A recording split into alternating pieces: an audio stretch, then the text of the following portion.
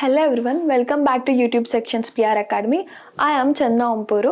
In today's section, we are going to discuss some of the previous beats regarding to the human health and diseases. Which of the following is the cause of ringworm?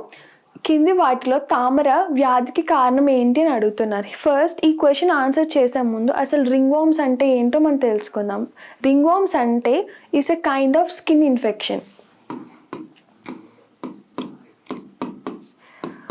Like ఇవి ఎలా ఉంటాయంటే మన స్కిన్లోని like elbows మధ్యలో కానీ fingers మధ్యలో కానీ నెయిల్స్లో కానీ హెయిర్లో కానీ డ్రై స్కాల్ప్లో కూడా వచ్చే వాటిని మనం రింగ్ వార్మ్స్ అంటాం. ఇవి ఎలా ఉంటాయంటే రౌండ్గా ఉండి small patches which causes itching. ఇలా రౌండ్గా ఉండి స్మాల్ డాట్స్లో ఉండి ఇచ్చింగ్ కాజ్ చేసే వాటిని రింగ్ వార్మ్స్ అంటాం.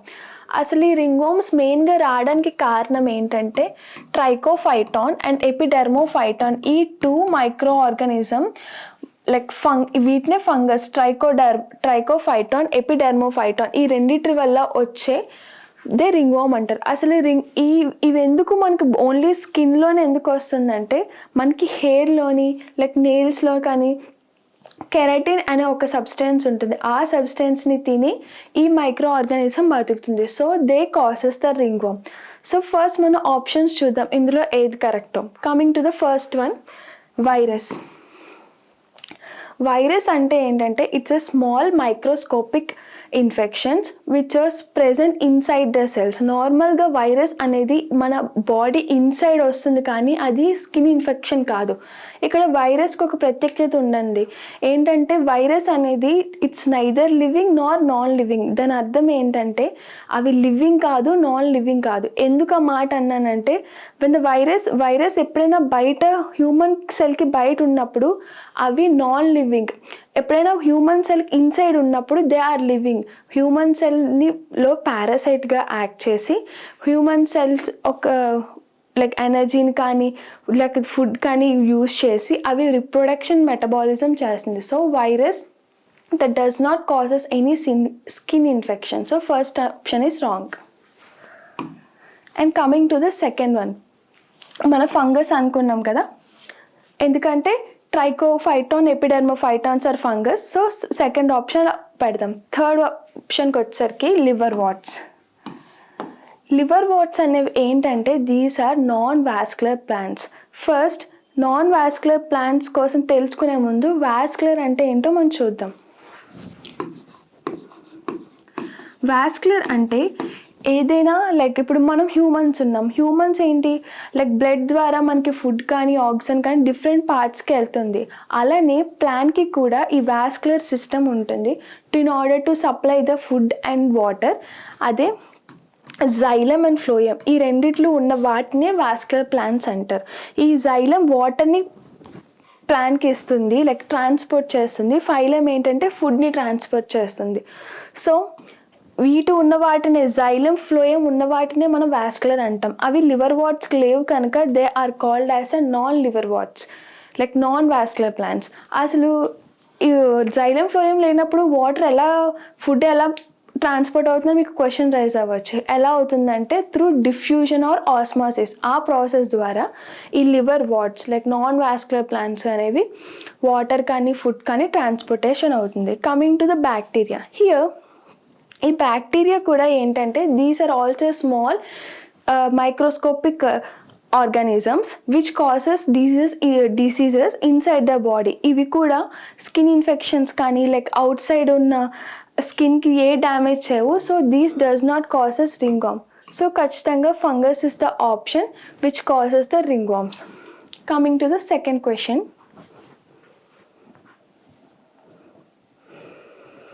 సెకండ్ క్వశ్చన్ ఏంటంటే which of the following types of medicines are used for treating indigestion. వాళ్ళు ఇండైజెషన్ కోసం అడుగుతున్నారు. అజీర్ణ చికిత్స కోసం క్రింది వాటిలో ఏ రకమైన మందులను ఉపయోగిస్తారు? అజీర్ణ కానీ ఇండైజెషన్ కానీ దాని అర్థం ఏంటంటే ఇప్పుడు ఏదైనా ఎక్సెస్గా ఫుడ్ తీసుకున్నప్పుడు కానీ లేకపోతే స్పైసీ ఫుడ్ తీసుకున్నప్పుడు కానీ అరగదు చూడండి, దాన్నే ఇండైజెషన్ అంటాం. ఈ ఇండైజెషన్ వల్ల మన అప్పర్ అబ్డామెన్లోని మంట రావడం కానీ లేకపోతే పెయిన్, బ్లాటింగ్ అలా వచ్చే ఇండైజెషన్ వల్ల వచ్చే సిమ్టమ్సే ఈ పెయిన్, బ్లాటింగ్ లేకపోతే మంట రావడం కానీ all these are symptoms of indigestion. So వీటిని ట్రీట్ చేయడానికి ఏ మెడిసిన్స్ వాడతాం అని క్వశ్చన్. ఫస్ట్ వన్స్ చూద్దాం. ఫస్ట్ వన్ ఏంటంటే అనల్జెనిక్స్ అంటే ఏంటంటే ఫస్ట్ అనల్జెనిక్స్ ఎందుకు యూజ్ చేస్తారంటే మనకి బాడీలో ఎక్కడైనా నొప్పి వచ్చినప్పుడు అంటే లైక్ అవి ఎలా యాక్ట్ చేస్తాయంటే పెయిన్ రిలీవర్స్గా యూజ్ చేస్తాయి. సో ఇండైజెషన్కే యూజ్ చేయదు. ఫస్ట్ ఆఫ్ ఆల్ నార్మల్గా ఇండైజెషన్ కోసం మాట్లాడుకునే ముందు డైజెషన్ కోసం మాట్లాడుకుందాం. మన బాడీలో డైజెషన్ అవ్వాలంటే ఖచ్చితంగా మన లైక్ స్టమక్లో యాసిడ్ అనేది రిలీజ్ అవ్వాలి, అదే HCl. ఇప్పుడు ఎక్కువ ఫుడ్ తినేసాం అనుకోండి, ఎక్కువ యాసిడ్ రిలీజ్ అయిపోతుంది కదా. సో దాన్ని మనం న్యూట్రలైజ్ చేయాలంటే బేస్ ఉన్న డ్రగ్స్ని మనం ఖచ్చితంగా యూజ్ చేయాలి, రైట్? సో ఇందులో దేనికి బేస్ ఉన్నదో మనం చూసుకోవచ్చు. ఫస్ట్ అనర్జెనిక్స్ అంటే మనం చెప్పచ్చు ఇలాగా లైక్ పెయిన్ రిలీఫ్కి యూజ్ చేయడానికి. సో ఫస్ట్ వన్ అయితే కాదు. కమింగ్ టు ద యాంటీసెప్టిక్స్ అంటే ఏంటంటే ఇప్పుడు స్కిన్కి కానీ లేక ఏదైనా దెబ్బ తగిలినప్పుడు మనకి ఒక ఊండ్లా ఫామ్ అవుతుంది కదా, వాటిని ట్రీట్ చేయడానికి యాంటీసెప్టిక్స్ యూజ్ చేస్తారు. అంటే those are use to treat the micro organisms, అంటే బతికున్న లైవ్ మైక్రో ఆర్గానిజమ్స్ ట్రీట్ చేయడానికి యూజ్ చేసేవి antiseptics.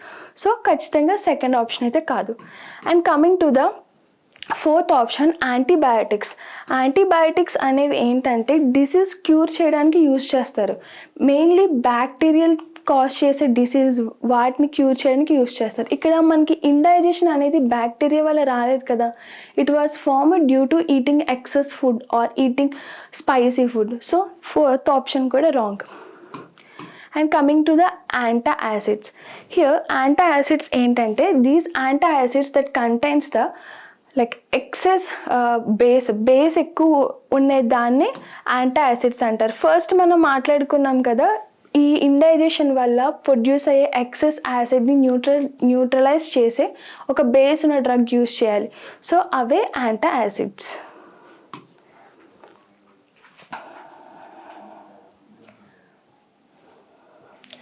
And coming to the third question, which of the following is an example of non-infectious disease అన్నాడు.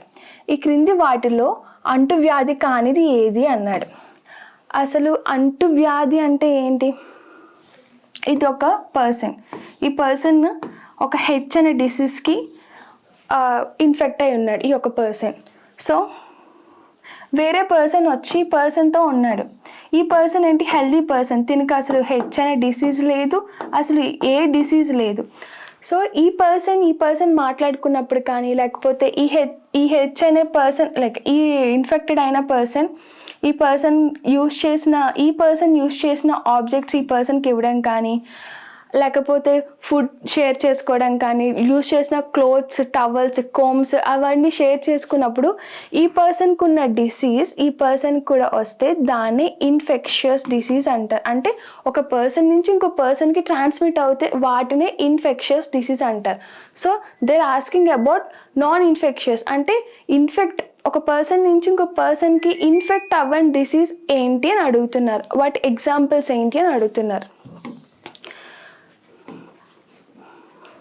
So first option ఏంటంటే typhoid అనేది ఏంటంటే మనం already తెలుసు, typhoid is one of the bacterial disease which was caused by an salmonella typhi agent and it was formed due to the contaminated food and water. ఇక్కడ చూడండి ఎలా వస్తుంది, contaminated food and water అంటే ఒక person food నుంచి లేకపోతే water నుంచి ఈ టైఫాయిడ్ డిసీజ్ వస్తుంది. మేబీ ఈ ఫస్ట్ ఆప్షన్ అయ్యే ఛాన్స్ ఉంది. అంటే infectious like example of non infectious disease అన్నాడు కదా, సో ఇది ఇన్ఫెక్షియస్ కనుక ఇదైతే కాదు.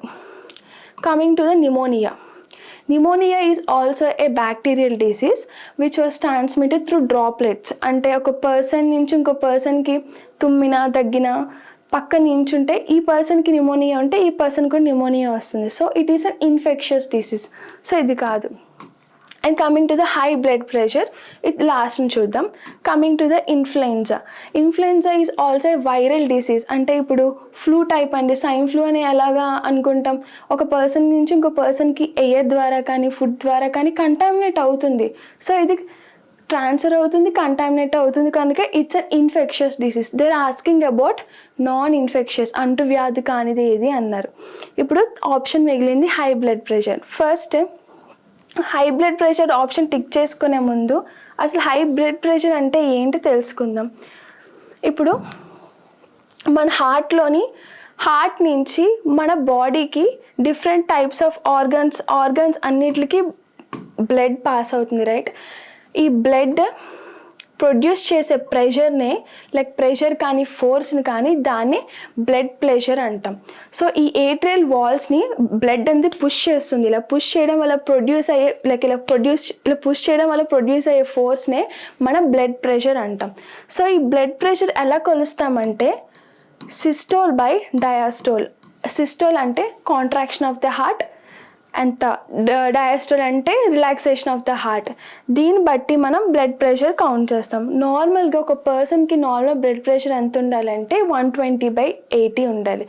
సో హై బ్లడ్ ప్రెషర్ అంటే greater than 130 or equals to 130/80 అయితే that person is suffering from the high blood pressure. ఇక్కడ బ్లడ్ ప్రెషర్ అనేది ఒకరికి మనం లైక్ తిన్న ఫుడ్ ద్వారా కానీ లేకపోతే మనం షేర్ చేసుకున్న క్లోత్స్ ద్వారా కానీ కంటామినేట్ అవ్వదు. So it's a non infectious disease. So third option is correct.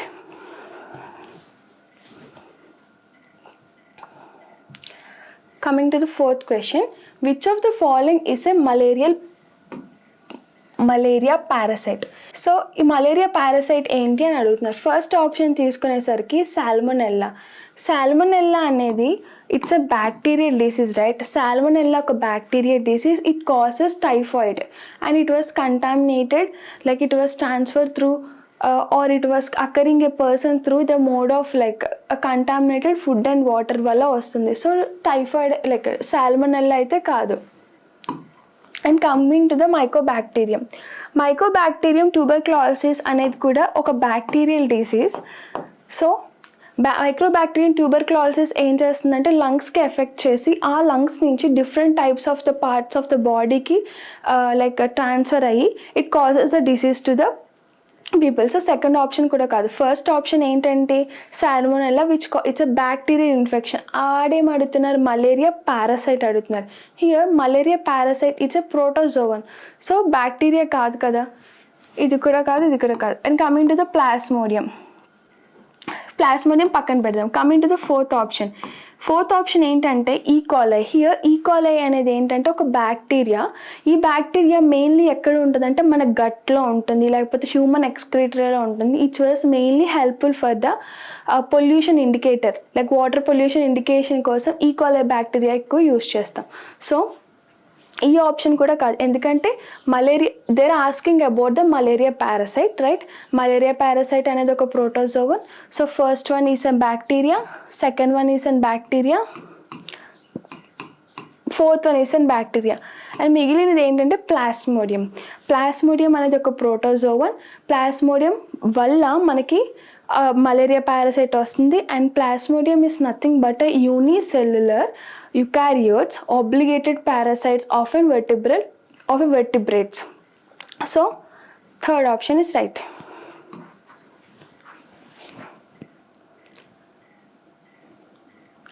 Coming to fifth question, which of the following human diseases is caused by bacteria? క్రింది వాటిలో బ్యాక్టీరియా వల్ల కలిగే మానవ వ్యాధి ఏది అంటున్నారు. అంటే ఈ బ్యాక్టీరియా క్వశ్చన్ సరిగా చూద్దాం. ఫస్ట్ మనం human diseases is caused by the bacteria. ఇందులో హ్యూమన్కి బ్యాక్టీరియా వల్ల వచ్చే డిసీజ్ ఏంటి అని అడుగుతున్నారు, రైట్? ఫస్ట్ వన్ ఏంటి? Typhoid. Second one hepatitis A, polio and measles. Options అన్నీ చూసుకున్నాం కదా, మన కింద నుంచి వద్దాం. ఫస్ట్ మీజిల్స్ అంటే ఏంటంటే తట్లు అంటారు కదండి. ఇప్పుడు బాడీలోని చిన్న చిన్న రెడ్ ర్యాషెస్ కానీ లైక్ కంటామినేట్ వాటర్ వల్ల ఫుడ్ వల్ల వస్తుందండి measles. And these are viral. ఇది ఎందుకు వస్తుందంటే వైరల్ కాంటేజియస్ డిసీజ్, అంటే వైరస్ వల్ల వచ్చే డిసీజే మీజిల్స్. సో 4th ఆప్షన్ కూడా wrong. Coming to 3rd option, polio. Polio ఏంటంటే ఇప్పుడైతే పోలియోకి వ్యాక్సిన్స్ ఉన్నాయి, కానీ ముందు పోలియోకి వ్యాక్సిన్స్ లేవు. పోలియో అనే ఒక వైరస్ వల్ల పోలియో వస్తుంది. ఏమవుతుందంటే నర్వస్ సిస్టమ్ డ్యామేజ్ చేసి పర్సన్ని పారలైజ్ చేస్తుంది కదా, ఇలా పారలైజ్ చేసే వాటినే పోలియో డిసీజ్ అంటారు. ఈ పోలియో డిసీజ్ అనేది వైరస్ వల్ల వస్తుంది కనుక ఇది ఖచ్చితంగా బ్యాక్టీరియా కాదు. సో 3rd ఆప్షన్ కూడా wrong. Coming to the hepatitis A. Hepatitis A అనేది ఒక హెచ్ఏపి అనే ఒక వైరస్ ఆర్ హెచ్పిఏ అనే ఒక వైరస్. ఈ వైరస్ వల్ల హెపటైటిస్ ఏ వస్తుంది. మెయిన్లీ టార్గెట్ ద లివర్ సెల్స్ని టార్గెట్ చేస్తుంది. సో ఇది కూడా వైరసే. Coming to the first option, typhoid. మనం ముందు ఫస్ట్ ఆప్షన్స్లో డిస్కస్ చేసుకుందాం, రైట్. టైఫాయిడ్ అనేది ఒక బ్యాక్టీరియల్ ఇన్ఫెక్షన్స్, అది సాల్మోనెల్లా టైఫీ ద్వారా వస్తుంది. Through the mode of transmission is through contaminated food and water. So first one is right. Okay, I hope everyone will enjoy this section. Thank you.